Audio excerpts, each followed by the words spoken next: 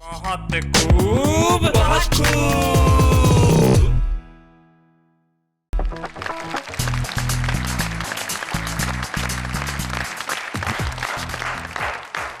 अब पता चला कि सबसे बड़ी ताकत शब्दों की होती है। बहुत खूब। तो हमारे साथ कौन कौन है? हमारे साथ हैं एक वरिष्ठ साहित्यकार पंडित किरण मिश्र, अयोध्यावासी।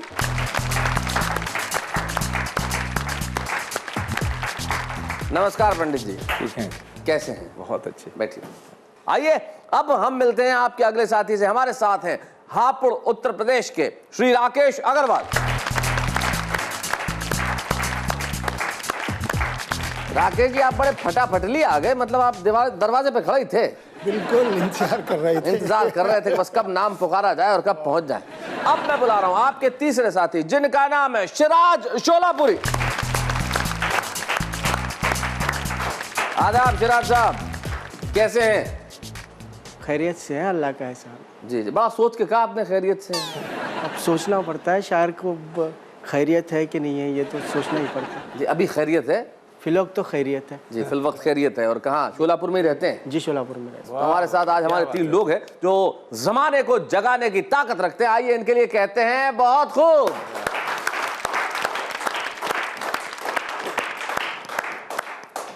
तो सिराज शोलापुरी साहब, राकेश अग्रवाल जी और पंडित किरण मिश्र जी, हमारे पास ये जो त्रिवेणी है, आइए इस त्रिवेणी में से पहली नदी को मैं यहाँ इस मंच पे प्रवाहित करना चाहता हूँ। ये नदी उत्तर प्रदेश हापुड़ से आई है। नाम इनका राकेश अग्रवाल है और राकेश अग्रवाल जी व्यंग्य की कविताएं सुनाते हैं। तो भाई देर किस बात की, मैं चाहता हूँ आप अपने घर बैठ के राकेश जी के लिए जरा तालियां बजाएं। बहुत खूब के दर्शकों को, श्रोताओं को मैं नमन करता हूं और एक व्यंग देश के युवाओं के लिए समर्पित कर रहा हूं। जी। बिल्लो रानी कहो तो अभी जान दे दूं, सुनते ही सड़क पर जाता दरोगा पलटा। अच्छा। उसने जान देने वाले लड़के को धर दबोचा। चल बेटा थाने चल, खुली सड़क पर आत्महत्या की धमकी दे रहा है। हाँ, बहुत अच्छे। दरोगा को देखते ही बिल्लो तो चुपचाप खिसक ली। जी। लड़का दरोगा की मिन्नतें करने लगा, सर इसमें मेरा कोई कसूर नहीं है, बिल्लो ही मुझे उकसा रही थी, ना जाने किस किस की कस्में खिला रही थी, मैं क्या करता, उसे खुश करने के लिए मैंने झूठ मूठी कह दिया, बिल्लो रानी कहो तो अभी जान दे दे। दरोगा ने मूंछों पर ताव देते हुए लड़के को धिक्कारा। अब एक लड़की की बातों में आकर अपनी जान दे रहा है, जिस देश का नमक खाया है, जिसके अन्न जल से अपना ये तन बनाया है, जरूरत पड़ने पर फिर उसे क्या देगा? माता पिता भाई बहन को क्या कहेगा? मातृ ऋण पितृ ऋण देश ऋण चुकाए बिना ही मर जाना चाहता है। ऐसा पूत ही जग में कपूत कहता है, ऐसा पूत ही जग में कपूत कहता है, ऐसा पूत ही जग में कपूत कहता है। जी। एक व्यंग और उसी पीढ़ी के लिए समर्पित कर रहा हूं जो बिल्लो रानी के लिए जान देती है। बिल्लो रानी के लिए जो जान देती है। जी जी जी। इस व्यंग को सुनाने से पहले एक दो लाइनें कहना चाहूंगा। जब मन में किसी का तस्वीर बस जाती है और अच्छा लगने लगता है तब क्या होता है? जी। तब यही होता है कि बिल्लो रानी कहो तो जान दे दे। रह रहकर याद आता है तुम्हारा चेहरा। जी। रह रहकर याद आता है तुम्हारा चेहरा, इस दिल में नजर आता है तुम्हारा चेहरा, तुम दूर हो या पास कोई बात नहीं है, हर चेहरे पे उभर आता है तुम्हारा चेहरा। भाई क्या बात है। सड़क पर जाती लड़की को देख लड़के ने सीटी बजाई, लड़की पलटकर उसके पास आई, उसकी आंखों में आंखें डालकर बोली कहो मिस्टर। घबराहट में लड़के के मुंह से निकल गया ओ माई सिस्टर। इस पर लड़की ने उसे धिक्कारते हुए कहा, मिस्टर लगता है तुम मजनू के साले हो, पर कच्चे दिल वाले हो, तुम्हें तो प्यार की ABCD भी नहीं आती है, अपने माथे का पसीना पोंछो, तुम्हारे चेहरे की हवाई तुम्हारे दिल की कथा बताती है। बाबा आदम के जमाने के हथकंडे अपनाते हो, सड़क पर जाती लड़की को देख सीटी बजाते हो, जाओ अपने घर जाओ, जाओ अपने घर जाओ, माँ को देखकर बहन को देखकर सीटी बजाओ, फिर सड़क पर आओ।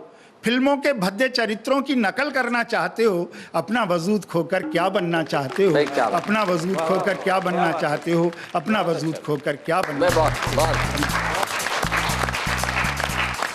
बहुत बढ़िया राकेश जी। दिल्ली के कवि वेद प्रकाश वेद, वो एक बड़ी बात है कि लड़का रोज 10 किलोमीटर से आता था और रोज एक ही गाना गाता था, एक घर बनाऊंगा तेरे घर के सामने, अच्छा, एक घर बनाऊंगा तेरे घर के सामने। एक दिन लड़की का बाप पड़ गया पीछे, बोले एक प्लॉट लेके दिखा दे। तो ये जो गाने हैं इनमें असल बात नहीं कही जाती, लेकिन असल बात कविता में होती है। और कविता में क्या क्या होता है ये हम जरा लौट के आपको बताते हैं। तब तक आप क्या करेंगे, क्या करें पंडित जी? अगर हम ब्रेक ले लें। नहीं, हम तो ब्रेक ले लेंगे। ये क्या करेंगे? जो बैठे हैं, जो हमें देख रहे हैं, हमें सुन रहे हैं, बैठे हैं, ये तब तक आपको देखने के लिए तालियां बजाएं जोर से। मतलब जब तक ब्रेक चले तालियां बजाएंगे? ये कवियों की तालियों की आदत बड़ी खराब होती है साहब। मुझे याद है एक कवि की शादी हुई, सुहाग रात के दिन उसने प्रेम की 3-4 कविताएं सुनाई। पत्नी थोड़ा शर्माई, बोले शर्मा मत, ताली बजा। ताली बजाई, बहुत खूब।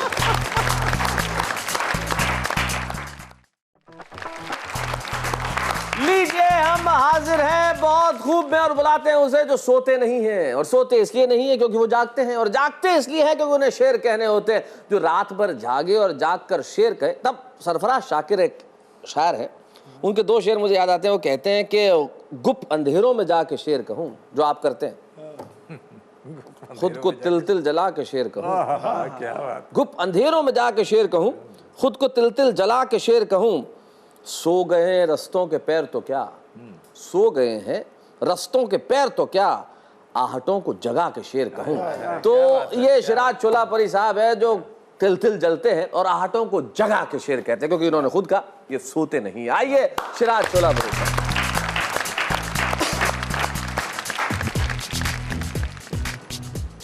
चार मिसरे देखिए कि जी।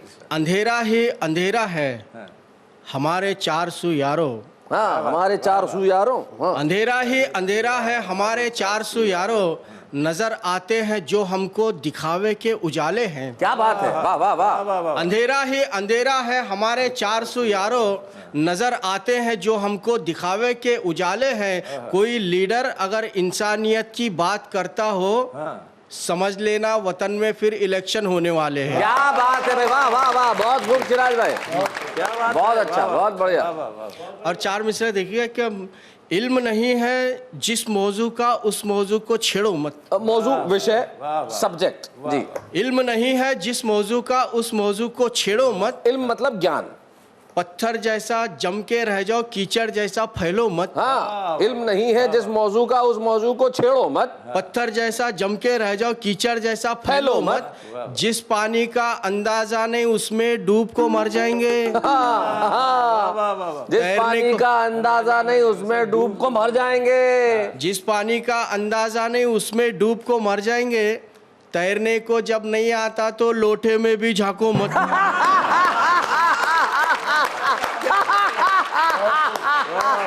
भाई बहुत खूब शिराज भाई, बहुत बढ़िया। ये फलसफा जिंदगी का सबसे बढ़िया है, वाह। और चार मिसरे देखिए, अब मेरी मोहब्बत का तजुर्बा और नौजवानों के लिए मशवरा जी कि है फकत घाटा मियाँ इसको सनम में कुछ भी नहीं। हाँ, है फकत घाटा मियाँ इसको सनम में कुछ भी नहीं। है फकत घाटा मियाँ इसको सनम में कुछ भी नहीं। सही बता रहा हूँ गेसुओं के पेचो खम में कुछ भी नहीं। प्यार के चक्कर में उसके 4 दिन सपड़ा था मैं, 4 दिन के बाद देखा एटीएम में कुछ भी नहीं। अरे भाई बहुत अच्छा। और ये जो चपड़ा था, 4 दिन चपड़ा था मैं, भाई कमाल है। फकत घाटा मियाँ इसको सनम में कुछ भी नहीं। सही बता रहा हूँ गेसुओं के पेचो खम में कुछ भी नहीं। प्यार के चक्कर में उसके 4 दिन सपड़ा था मैं, 4 दिन के बाद देखा एटीएम में कुछ भी नहीं। क्या बात। और चार मिसरे देखिए कि एक नौकर अपनी मालकिन को डांट रहा है। नौकर मालकिन को डांट नौकर मालकिन को डांट रहा है। भाई देखो, जब देखो तब जिग जिग कर रही, जब देखो तब ताने दे रही। जब देखो तब जिग जिग कर रही, जब देखो तब ताने दे रही। क्या है जी क्या ऐसा वैसा नौकर समझे मेरे को। जब देखो तब जिग जिग कर रही, जब देखो तब ताने दे रही। क्या है जी क्या ऐसा वैसा नौकर समझे मेरे को। देखो मालकिन समझा दे रहा हूँ, इतने बाता करना नहीं, बाता सुन को चुप बैठने क्या शोहर समझे मेरे को।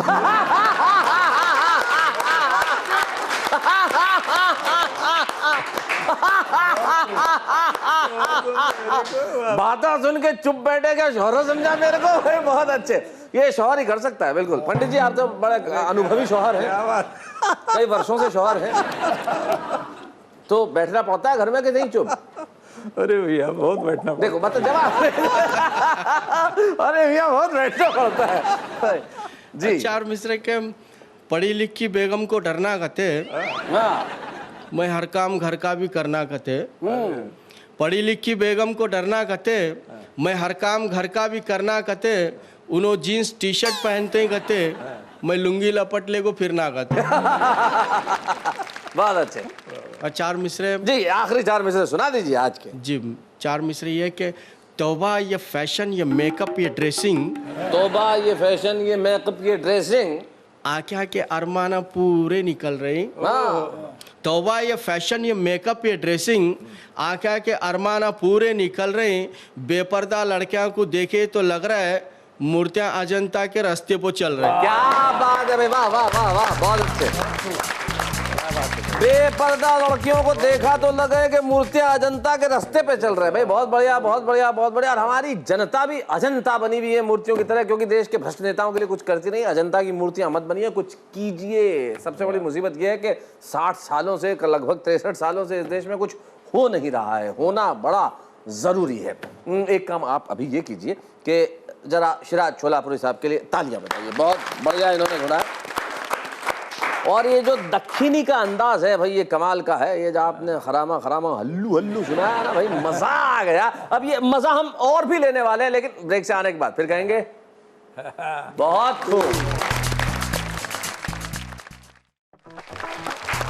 हाजिर हो गए हम फिर से, और हमारे उस सेगमेंट को लेकर जो बड़ा प्यार पाता है, हमारे आंचलिक भाषा का सेगमेंट जिसका नाम है भोजपुरी बयार। और भोजपुरी बयार में आज हमारे साथ है पंडित किरण मिश्र जी, जो बेहद अनुभवी हैं, बहुत अच्छा लिखते हैं और बहुत अच्छा सुनाते हैं। तो जब दोनों ही अच्छी चीज हो तो एक अच्छा माइक आपका इंतजार कर रहा है। आइए पंडित किरण मिश्र जी।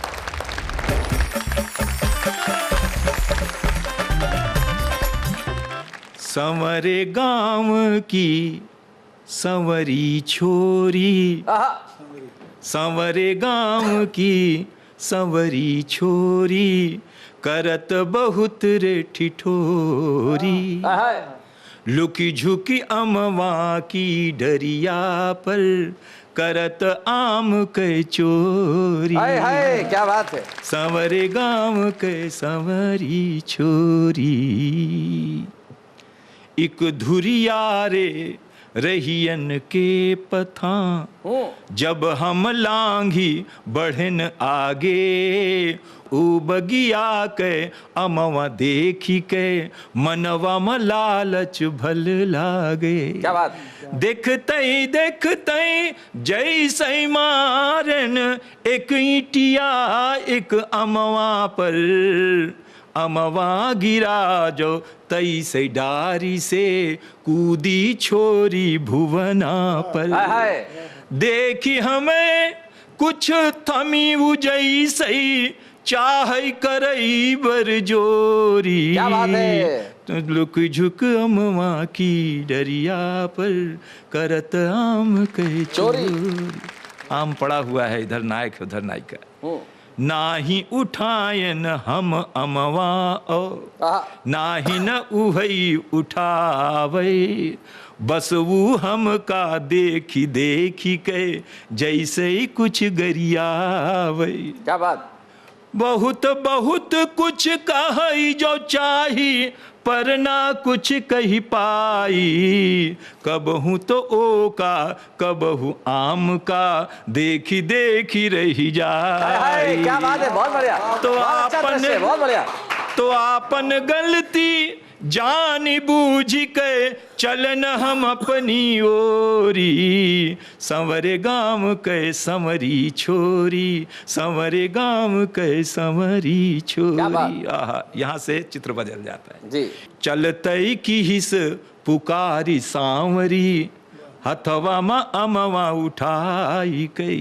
क्या बात। बरबस हम फिर लौट परन तब, मनवा में खुशी उछाली के, पहुँचन जाय समीप जब हम, तो सांवरी के नयना छल के, और अचरा में जैसे कारी लटन ते रुधिर बुंद छनी छनी हाय हाय, टपके। रुधिर बुंद। आहा। तो चिखिया निकस परी मनवाते कि इटिया गई कपार फोरी। आहा। संवरे गाम कै संवरी छोरी, संवरे गाम कै संवरी छोरी। हमारे तरफ एक है, कहीं घाव वाव लगता है तो लोग वहां पर धूल रख देते हैं, मिट्टी रख देते हैं। आहा, मैंने भी वही सोचा था जी। कि डरतई हम हिम्मत करी, रुधिर धार पर हाथ धरिन। आहा। बंद रुधिर धारा जब होई गए, तो धूरी घाव पर धरय लगिन। आहा, रुधिर मतलब रक्त। पकड़ी हाथ तब बोली सांवरी, कि नाही धरव धूर मटिया। अरे जकरे मांगी से धूरी झरी चुकी, तू ना पूर करो भैया। क्या बात। अमवा सौंप के हमरे हथवा, भागी चली गई दौरी। संवरे गाम के संवरी छोरी, संवरे गाम के संवरी। क्या बात है, वाह वाह, बहुत बढ़िया। तो पंडित जी ने वो कथा सुनाई जिसमें नायक ये स्वयं थे, नायिका सामने थी और बीच में एक आम था। पंडित जी, आपकी आम वाली कथा बड़ी खास थी, ये मुझे कहना पड़ेगा। बहुत बहुत बढ़िया ढंग से सुनाया पंडित किरण मिश्र जी ने, शिराज चोलापुरी जी ने और राकेश अग्रवाल जी ने। जरा जोरदार तालियां इन तीनों के लिए। पंडित जी की नायिका से तो इनकी दूरी हो गई क्योंकि वो भाग के चली गई, लेकिन आपसे हमारी दूरी कैसे हो सकती है? आपकी ये जो मोहब्बतें हैं हमें इस कदर बांधे रखती है, और मोहब्बतों को आप इस कदर जताते हैं अपने खतों में कि भाई क्या कहना। आप इतने सारे खत लिखते हैं, उसके लिए बहुत बहुत शुक्रिया। लिखते रहिए, जो ईमेल करते हैं वो भी करते रहिए। एक खत मेरे पास आया है और बड़ा रोचक खत है। ये लिखा है नईम खान साहब ने, और ये अलीगढ़ में रहते हैं।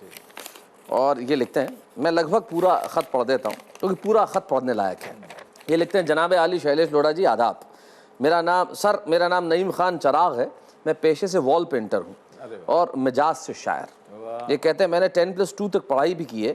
अपने घर की माली हालत कमज़ोर होने की वजह से आगे पढ़ न सका। बहुत छोटी उम्र से गीत कह रहा हूँ, गीतों को सराहा भी जाता हूँ, लेकिन मेरे गीतों को अभी तक उनका सही मकाम नहीं मिला। ऐसे में आपका कार्यक्रम बहुत खूब, एक आस, एक उम्मीद जगा बैठा है कि शायद अब मेरे गीतों की मंजिल दूर नहीं। इसी उम्मीद के साथ आपका कार्यक्रम रोज़ देखता हूँ कि शायद आज के एपिसोड में आप मेरा नाम लेंगे और मुझे दावते सुखन देंगे। रोज़ डाक बाबू से पूछता हूँ कि मेरा कोई ख़त आया है, लेकिन पिछले कई महीनों से सिर्फ निराशा ही मिल रही है। ये ख़त मैं इस उम्मीद के साथ भेज रहा हूँ कि आप इस बार इस ख़त को अपने प्रोग्राम में ज़रूर शामिल करेंगे। अल्लाह से दुआ है कि आप और आपका प्रोग्राम बहुत खूब सदा बरकरार रहे। और ये एक गज़ल की कुछ शेर भी लिख के भेजते हैं।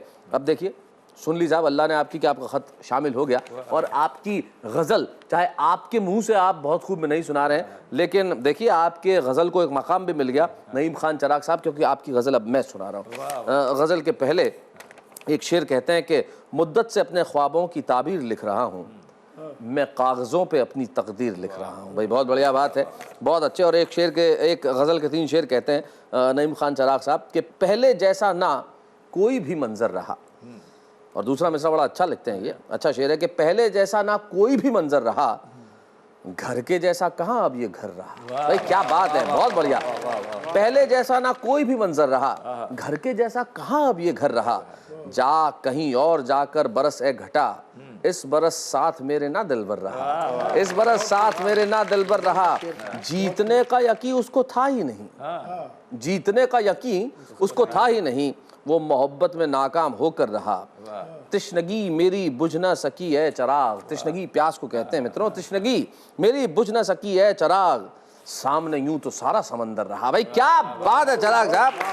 नईम खान साहब बहुत बहुत शुक्रिया इस खत को भेजने के लिए, और अपनी गजलें इसी तरह कहते रहिए। आज आपकी गजल मैंने यहाँ सुनाई है, हो सकता है कल आप यहाँ आके गजल सुनाएं, सामने सारा समंदर हो और आदमी प्यासा रह जाता है, लेकिन यकीन मानिए आप कभी प्यासे नहीं रहेंगे। हमारे पास एक ऐसा समंदर है जो खारा नहीं है, ये समंदर मीठा है, क्योंकि इसमें है कविताएं, इसमें है गजलें, इसमें है शायरी। तो इस मीठे समंदर से आपको हमेशा कुछ ऐसा मिलेगा जो आपकी प्यास बुझाता रहेगा, और हर प्यास बुझने के बाद एक ही स्वर आएगा। बहुत खूब।